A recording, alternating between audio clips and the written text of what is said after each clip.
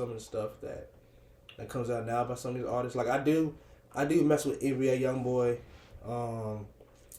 I like Lil Durk. He good. I like, at first I didn't really care for Lil Baby, honestly, but to me he progressed as like a lyricist throughout the years, so he's actually pretty good too. I like him. Yeah. And I mean, I would say that like my favorites though now would probably be low key like Rod. I like Rod Wave. Lil Baby, he's good too. And as far as like that's in the little mainstream circle, I would say G Herbo.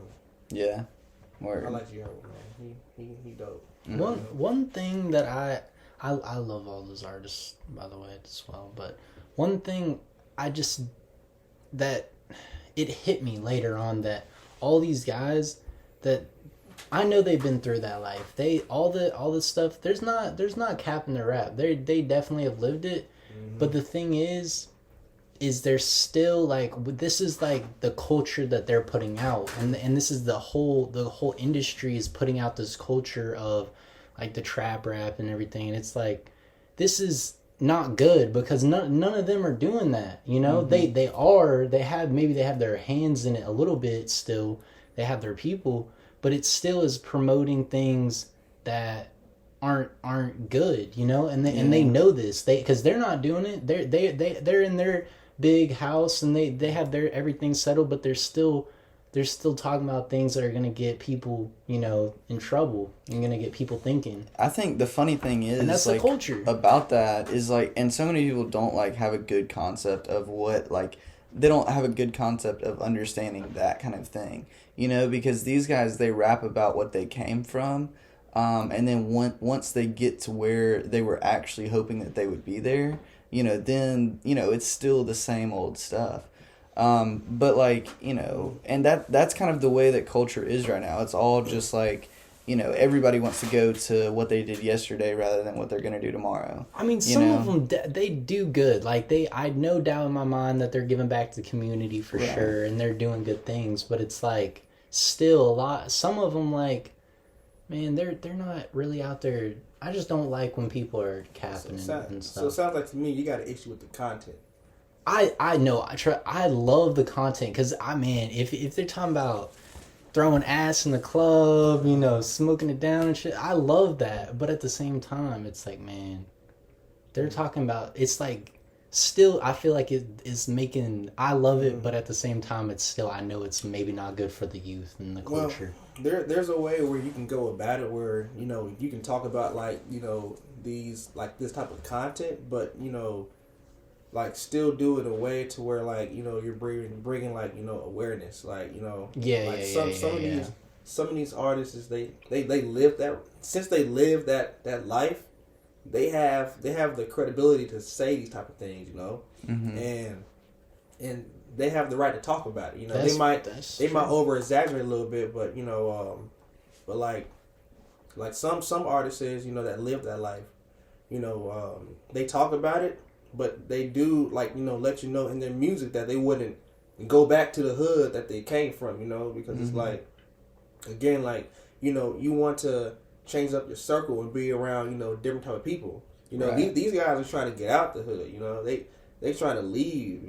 So some of these folks, they talk about it like that. Like, yeah, they lived it, because they're gonna still talk to those people who are still in that situation. Mm-hmm. But they're gonna go about it in a way to where I feel you, I done that. They're gonna tell their little stories or whatever. But at the end of the day, they're gonna still, try to get you out there, So. Right. So for you, what are kind of like some stories that you try to tell, like with your music? With my music, the stories that I tell is pretty much, because I'm not from the hood, right? So I'm not really telling that story though. I lived, in that type of environment though. But so I'm honestly like, I'm kind of like J. Cole in a way. Like, I'm just, regular guy, that has the same issues that a lot of people that my age have, single parent, just, basically the life of somebody that's, around my age. just relatable stuff that I'm sure that we all have been through. The type of music I make is just relatable music that can I might I tell stuff about the mistakes that I made while I was coming up, and I make music about it. I try to present like a nice little vibe. I want people to I want to motivate people. So I want people to get out their situation or whatever issues they're dealing with. Also in my music, since I'm around a lot of different kinds of people, also make songs on other perspectives, but it's people that I know of that been through that stuff that I'm around, so I talk about it too. So just relatable music. I got you. That's the right thing to push for. That's the key. Relatable music that people are going to be listening to. Yeah. What's up, guys? This is the What's Next podcast, and today we are sitting with Eazy. He is a artist and YouTuber from Huntsville. You guys probably have seen him on YouTube, and we've got some cool questions for him, and this is going to be a fun conversation. Yes, sir. So we were talking about inspirations. Let's start with, what are some of your inspirations with YouTube, like focusing on YouTube with pushing your music and bringing kind of a fan base around you? Yeah, so like with YouTube, like when I was I used to go on YouTube and just watch like reviews and like music. There's a platform called Dead and Hip Hop that I love to listen to. And it's one of my like goals of mine, or like a dream of mine, was to have like them guys like review my music. Yeah. There's a man to go by the Needle Drop. Like these are people that I look up to, like these great like critics or whatever. But on YouTube it's just there's platforms on YouTube that I'm just influenced by, and I want to be part of it as well. Like I said, I like talking about music, and then I see other people talking about music. I see their platform.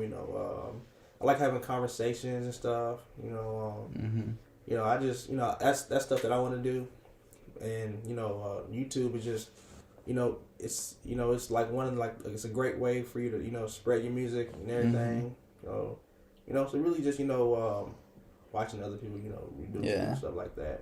So you mentioned Macklemore. Would that be kind of one that you would consider up there with kind of that self promotion, not signing, kind of thing? Yeah, definitely. And I wasn't even a big fan of his music at first. I didn't really know who he was, honestly. Right. But then I read his story and everything. It was very inspiring, and he basically proved that you can do this without a label. Right. You can do it yourself. Yeah. And a lot of people are doing it themselves now. Yeah. Heck yeah, man. So, are you familiar with Russ? Yeah. Yeah, Russ go hard. I think he's one of those guys who's been able to use that kind of business model for their music, and really make a success out of it. Because it's not easy, but he's found out a way where he can literally do what he wants. Where if he wants to drop a new song, on a live, then he can do that. He don't. And his music doesn't sound like other guys' music out now. Right. He has like his own thing going for himself. Yeah. So he has full creative control. So I like Russ. Russ. He had worked with some artists that I really like. He can rap, man. Yeah, he can for sure. Like Russ go hard. And that's like going back to the industry, which I don't like. Is I love the fact that he has the ability to be creative and have anybody he wants on his project and everything. And it's like there's so many young people and young artists that are like they just don't know how the system works yet, and they try to get into this, and they have amazing talent, and they get abused by a system, and they get taken advantage of, and they get locked into things. That's why you have to know what you're doing. Like with one of our friends, he's pursuing deals, but he knows all this, so he's got to like be smart about it. But it's still scary because you're signing something that is like really, you don't know what it is at the end of the day. Yeah, you're right. You definitely I say that people who want to do music, they definitely need to learn about the business, because the music industry is still a business. At the end of the day, so talent. It's to the point to where talent is nice. Talent might even get you maybe further, or you might have more longevity than someone that's not too talented or whatever. But if you don't know the business aspect of the music industry, then you're in trouble, man. Yeah, it's like, really important. Yeah, you gotta do your research. So let's go back to kind of the basics. When you started making music, how did that happen? It's a funny story. So, when I was in when I was in maybe 3rd or 4th grade, I was always, my parents always played, music in the car that I just really vibe with, and I would rap their songs or whatever. And I remember 3rd, 4th grade, I remember a bunch of, some of me and my friends, whatever. We would do little freestyles, in the lunchroom. Take some beats on the table. Yeah, we do I don't know, y'all know who Clips is. But we do a little of that doom, that little grinding song. Y'all probably know who that is. But we would just do little freestyles. I remember around I want to say I was 8, maybe 9 years old. I remember me and my brothers would go over to my auntie's house. And we would, record ourselves, just freestyling or whatever on a cassette, just recording it just for fun and giggles or whatever. And but what really made me really get into it, because honestly, I never just thought about doing music. I just honestly when I did little freestyles, it was just to impress people, because people were like, oh yeah, he killed that, whatever. But it was 5th grade. My 5th grade teacher, his name is Mr. Schmidt. He had a math project, that he wanted to do for his classroom, and he brought whoever wanted to do it to a studio. It was Grace Notes. It was over there in I want to say South Huntsville. It was owned by a man named Landon. And I recorded a math song, right? Cool little math song, whatever. But it was just the whole experience was just so it was so tight, just being in the studio recording, hearing yourself, dang, at the time, dang, bro, this is freaking amazing, So then, next year, that was 2008, I believe. So I didn't go back to the studio until 2010, and I recorded my my very first real song, that I took seriously in a way. And it was called Good Love. I still got it actually. It's on my old YouTube channel, but it was the first song I ever recorded, and I put it out, and everybody who heard the song loved it, So it was rocking with it, and then it just, every year it's my passion for music grew, because I still, because as I got older, I still became more of a fan of listening to music, Yeah. So it's so as the years went by, I kept going back to the studio every year. Thing about it is that at the time, because I was in school, I couldn't really go about it in a way to where I could really do it seriously, because I'm kind of limited. You couldn't focus on it fully. Nah, I couldn't. Yeah. Plus, there was still a lot I had to learn too. Right. A lot of growing too. But but I did. But from 2012 up until 2014, I recorded over 40 songs. Wow. Like I had enough music for like 3 projects. I did release 2 projects though. One of my projects was it was called Ball. And it was an acronym for benefiting all life lessons. You know, so it was my first like little project. I had a man named David Isabel. He had designed my cover for it, and I would sell it. You know, to people. You know, well, I gave it away for free at first, but then, you know, I sold it like $2, like, you know, random people, and so I kind of made like a little slight buzz for myself, and then, you know, I dropped a project called Still Hard. It was a bit more darker, you know. I dropped that project like it was like 2014. I dropped the Ball CD 2013. The same person designed the cover of it too. Sold that CD, you know, around Huntsville and everything, you know, school. So I made. So you like you would sell it at school?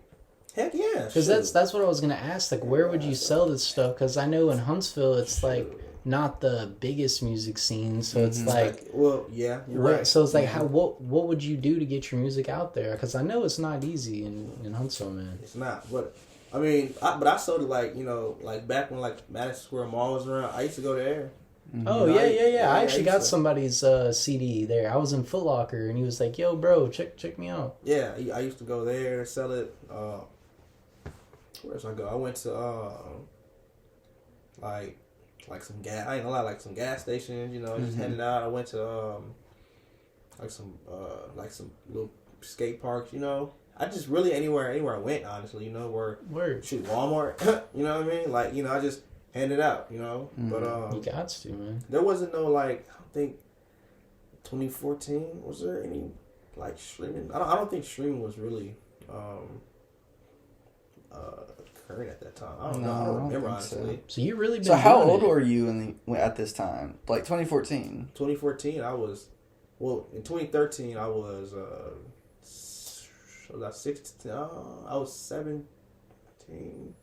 16, 17, you know. Dang, yeah. So you were really pushing it, like, when you were young. Yeah. Dang. People, it's funny because, like, everybody knew me just basically for my music, you know. Yeah. You know, so, yeah. Did you get a lot of hate? Because I know one of our good friends in high school, like, nobody takes him serious. Nobody, like, you make music in high school, you know, you were making music way before then. Yeah. I mean, and so was our friend. He made music in middle school and stuff, but it's like nobody, you know, you hold back your music and then you want to show people. So you show people, and you know you're gonna get judgment. And people, you know, some people might love it, but there is gonna be a lot of people that hate, be like, you know, this sucks, this isn't it. And that's a big thing. Was that a thing for you? Did you have to like overcome a lot of hate or anything from people? I mean, kind of, you know. Just for doing that.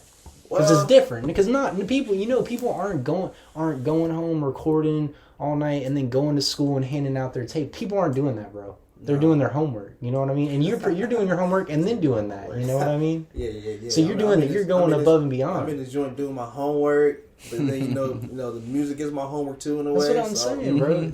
That's not normal. I just don't think that at the time people really appreciate it. You know? Yeah. I didn't really have like, you know, hate for real, because like I said, everybody, you know, knew me because of music. You know, I was like in the schools that I went to, like from middle school leading up to like, you know, I would say leading up to about my sophomore year of high school, I was like the only person in like my school that was like really like, you know, doing music, like really going to like real studios, you know, like nobody else was doing that. You feel me? But when I hit my sophomore year, I started noticing, you know, like people, you know, at my school, you know, I don't know where they recorded at, but I noticed other people in my school, you know, doing music too, which was cool, because it's like, you know, I never just worked with anybody else, but the people like in my circle, you know, like my brother, he go by Eazy, you know what I'm saying? Like, we went to the same school together, you know, Barovia. You know, he sings, so we always done stuff together, you know. But like outside, like my main circle was when I like sophomore year, when I started like, you know, working with other people, you know, and started meeting other guys that, you know, does music too. I had a car, so it's like, you know, I wasn't able to like really like explore and like find people who do music too. That's another thing too though. So, but nah, I didn't really get no hate for real, man. People was impressed by it. The only hate that I got was I didn't make, like I said, I guess I don't know. I was influenced, like I said, by Kanye, Jay-Z, all them folks over there. Yeah. Basically, like Rick Ross, the people that my parents played in the car. That's, we listen to that stuff heavy. So I don't know. I wasn't making like Chief Keef's sounding music like that. I even though I could, I did some harder tracks, but like a lot of my music was still funny. About motivating people. So how can you hate on uplifting motivational music? Right. You know what I mean? It's kind of like that. Yeah. I mean, but you got a few haters though. Yeah. You got a few folks that hate. Mainly on just because of jealousy most of the time. Because maybe they was really hating on the people who I looked up to as far as like artists go. Like, I remember this one time. I was in PE class. This one dude was joking with me. I said Nas is my favorite rapper. Like, who's Nas? Who's Nas? I'm like, you just don't listen to him. It's like, it's fine though. It's cool, but it's all about Gucci. I like Gucci too. You know what I'm saying? I never hated on anybody. Having their favorite artists. It's just these are just the folks that I like. What I'm saying?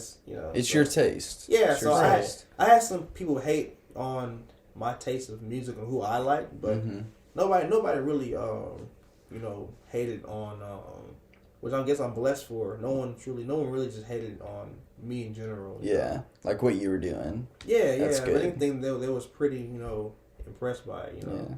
But that's good, man. So, going back to like all the ways that you were talking about earlier that you mentioned about getting your music out.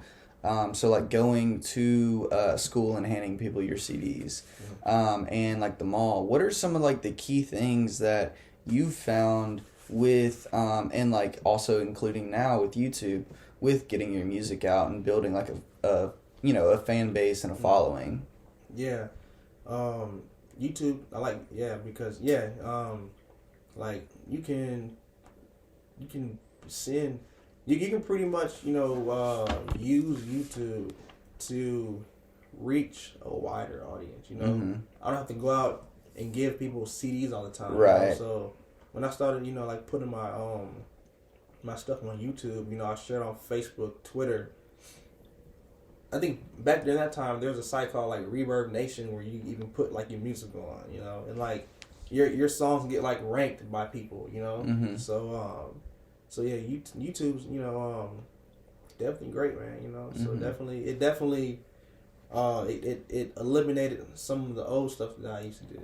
Yeah. Yeah. Do you find a lot of success coming to your music from like the shoe stuff and the like the shorts? Yeah, because part of the reason why I always been into fashion. Well.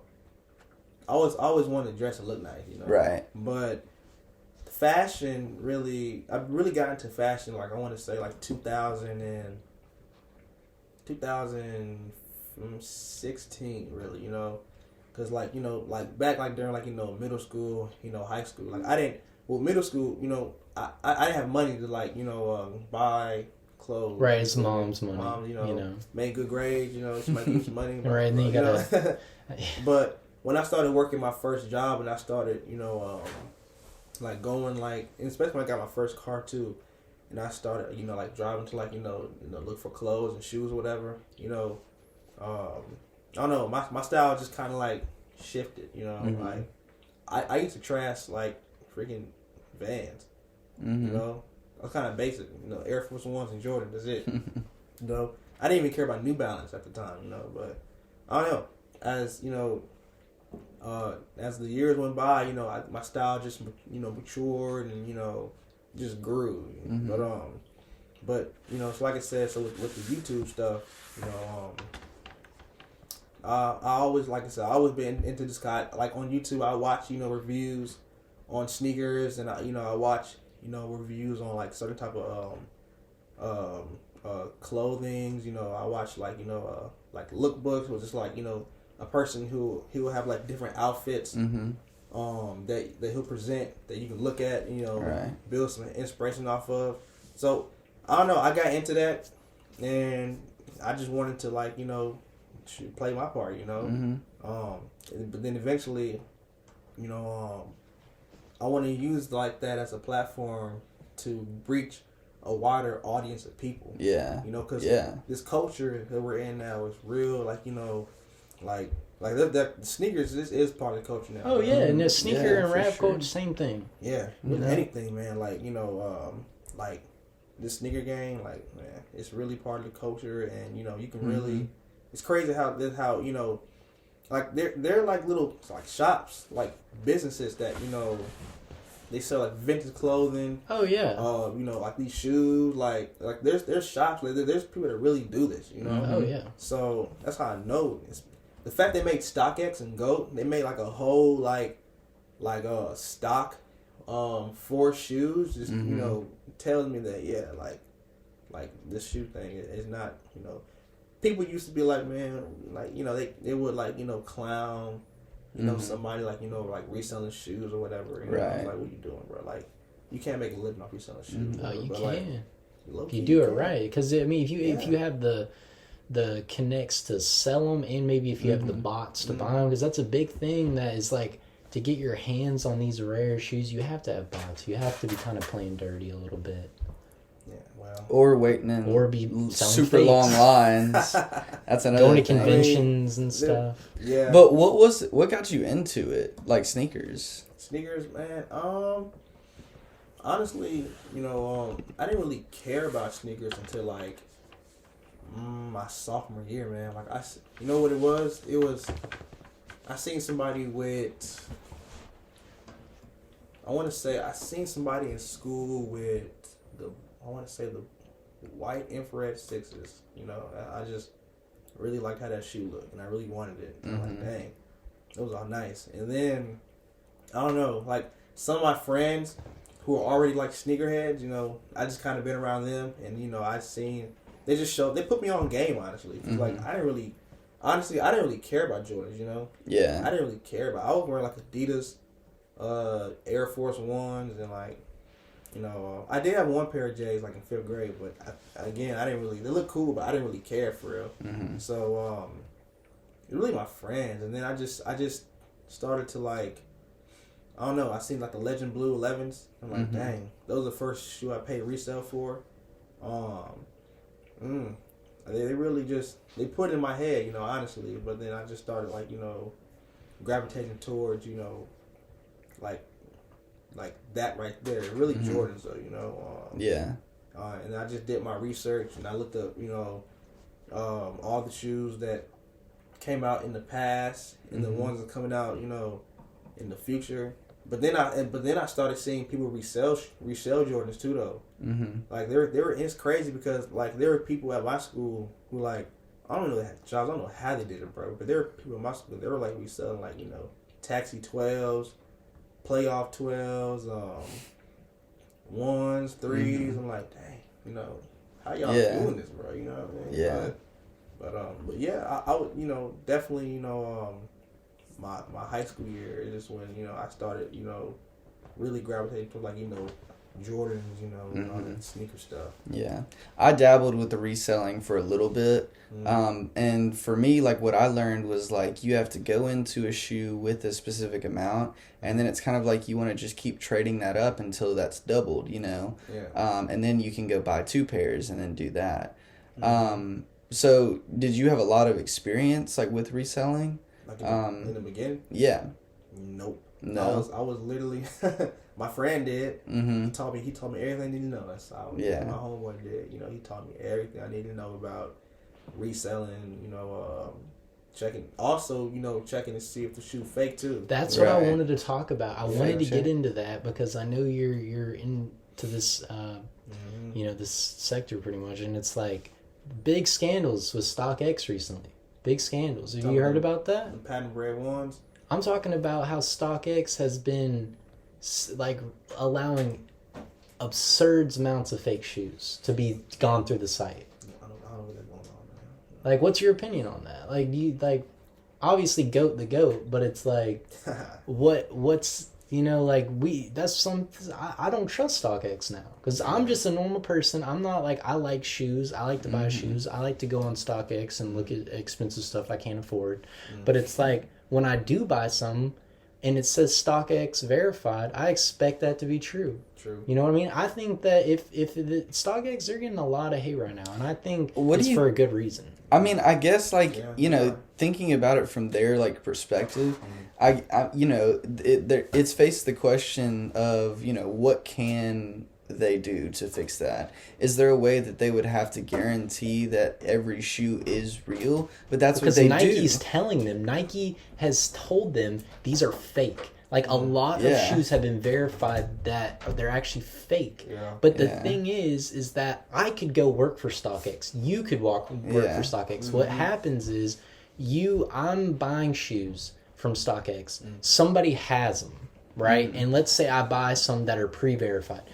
Or you can buy some that aren't pre-verified, so they take a little longer there, but they're cheaper. Yeah. So it's like, I buy the shoes, whoever has them sends them to the verifier, who works for StockX. So that's StockX. So they send them to the verifier. Yeah. The verifier, who knows how much experience I have as a verifier? You know what I mean? Like, I could have just said I know a ton.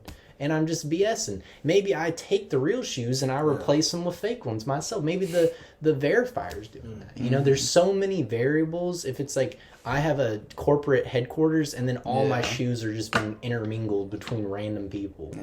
You know? I wonder if they like offer something where like if you find out that your shoe is not real, where it will they got to do something. They got it. I mean, but also like they'll get your refund. They'll get your money back. But it's just a hassle to. It is a hassle. Dispute it. Yeah, because I feel like StockX going to try to claim that no, it has to be real.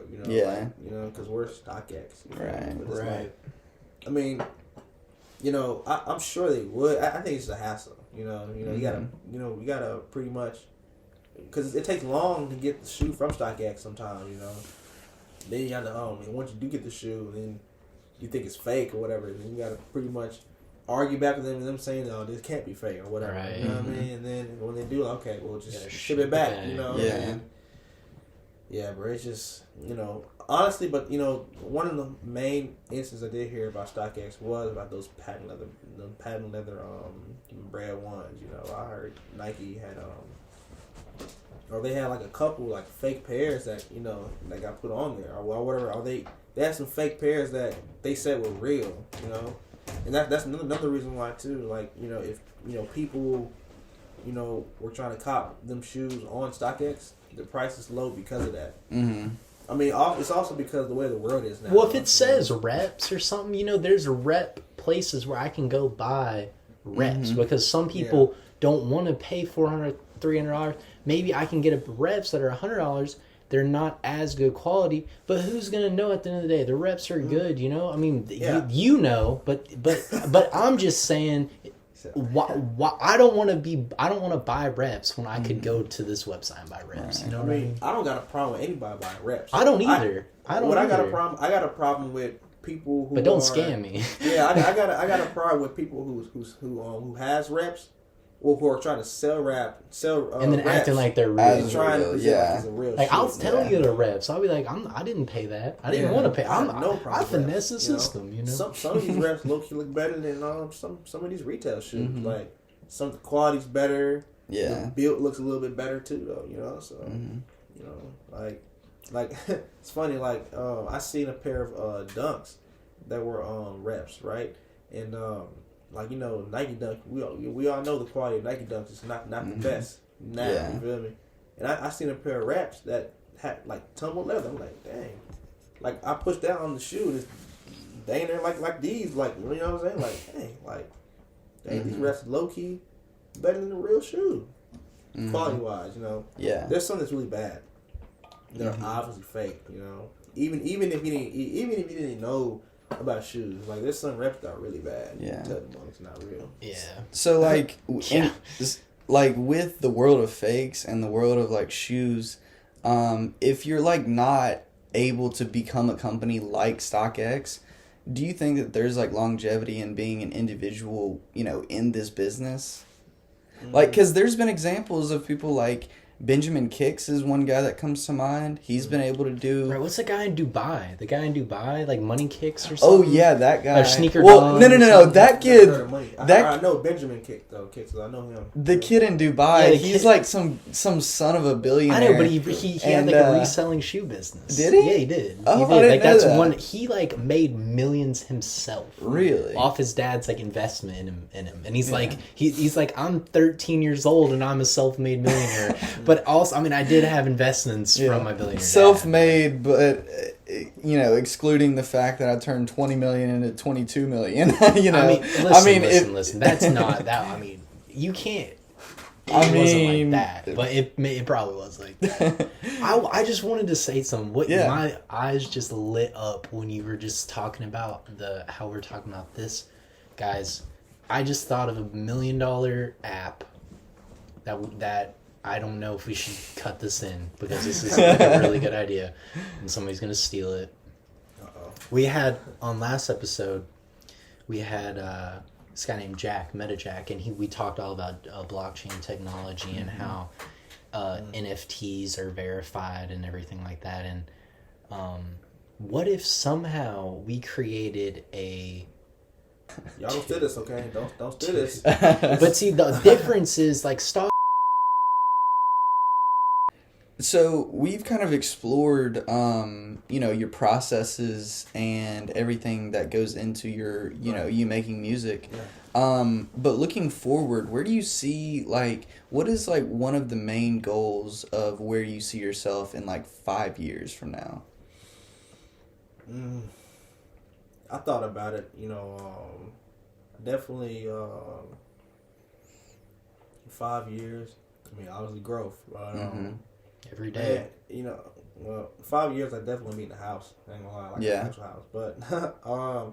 But as far as like, you know, where I want to be at, man, by the time I hit 5 years, man, I want to already be like making money like off of my YouTube. You know, I have a pretty really like, I mean, 5 that's a long time. You know, have a pretty big name for myself. You know. On that platform, as far as music goes, you know, honestly, in 5 years, you know, I definitely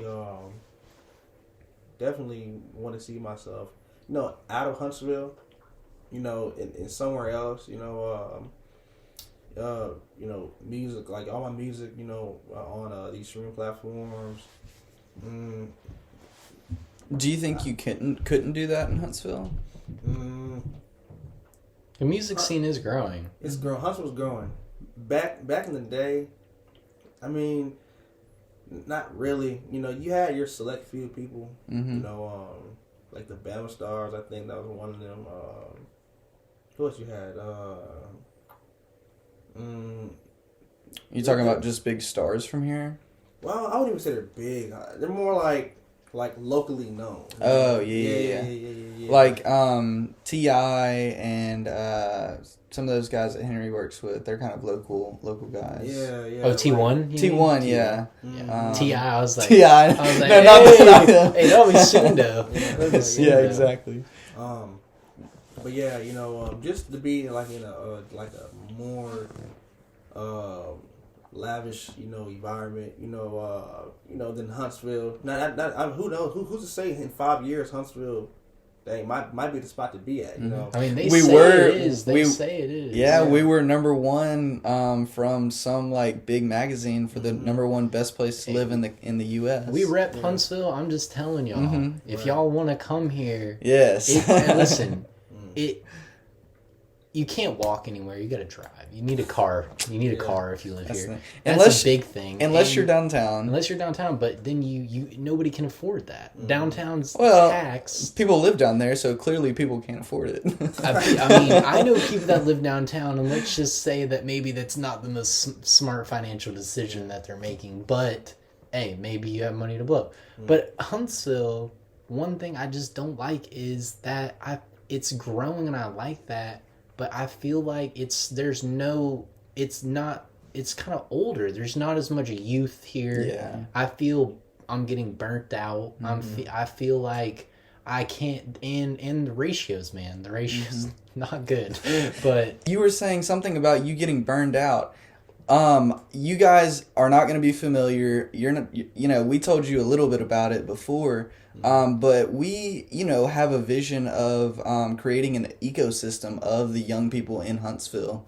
So whoever's feeling burnt out, like Sean was just talking about. This is a great idea, by the way. You I guys fully support this. We are starting, basically what it is it's going to be kind of looked at almost as a social group for entrepreneurs who are attending the colleges in Huntsville.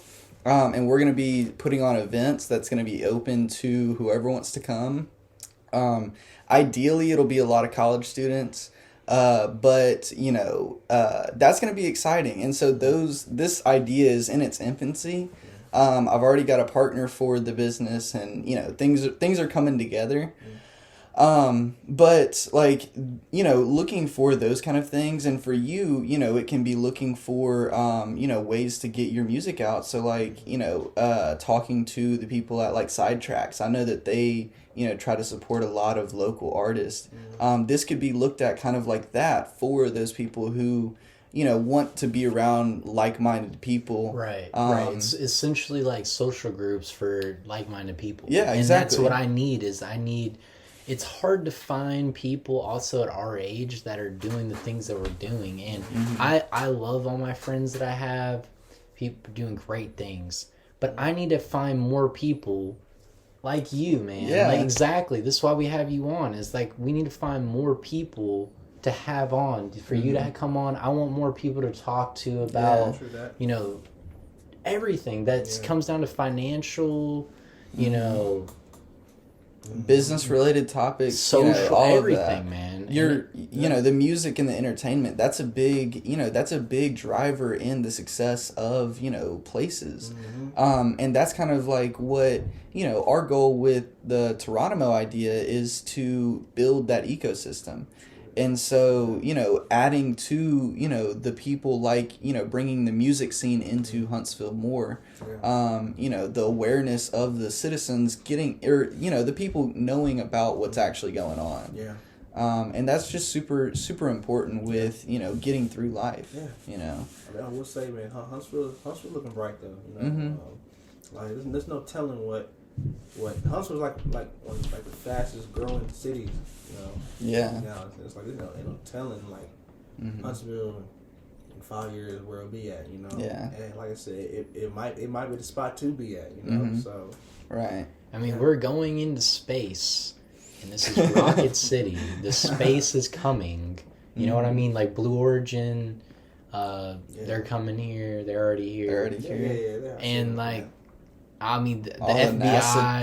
I want to know, what are you doing? Do you have anything coming up? Like, anything people need to know about? Yeah, man, I'm dropping, not lots of, man, I'm dropping, I'm working on a project, as we speak of, I'm dropping soon this year, releasing a new single, sometime, I'm trying to get it done before the month is over.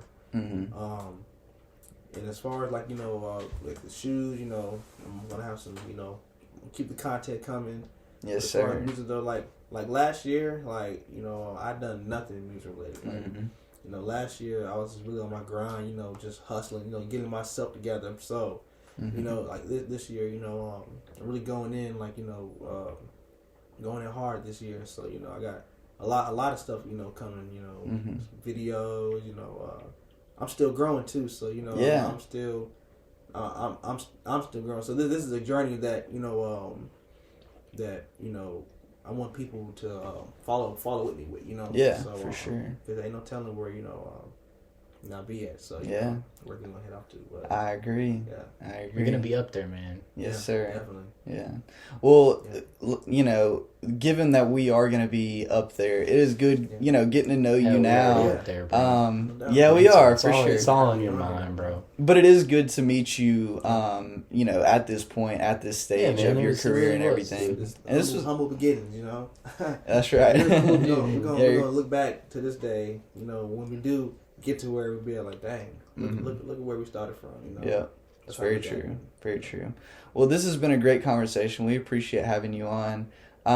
You are welcome to link anything. We're going to link everything down in the description, but you're welcome to plug whatever you'd like. You know, your new stuff coming out. Yes, sir. Yeah, man. Y'all definitely check me out, man. It's Too Easy Official on IG, YouTube, TikTok, you know, Twitter. You know, give me a follow on there. Like I said, man, you know, I got some new stuff dropping soon. You know, might play a little snippet over here too. You know, for y'all. For sure. Listen, get y'all first in depth listen. Oh yeah. Some new stuff dropping, and I got some more content coming on my channel too.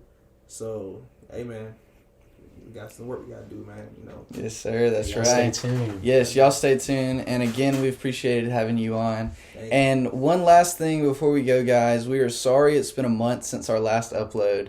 Yes, it has been a minute. You know, we're doing a lot. Dylan's got summer classes. I'm doing school and stuff, getting the cybersecurity stuff done. But we do have some upcoming things planned. Yes, we have some upcoming things planned.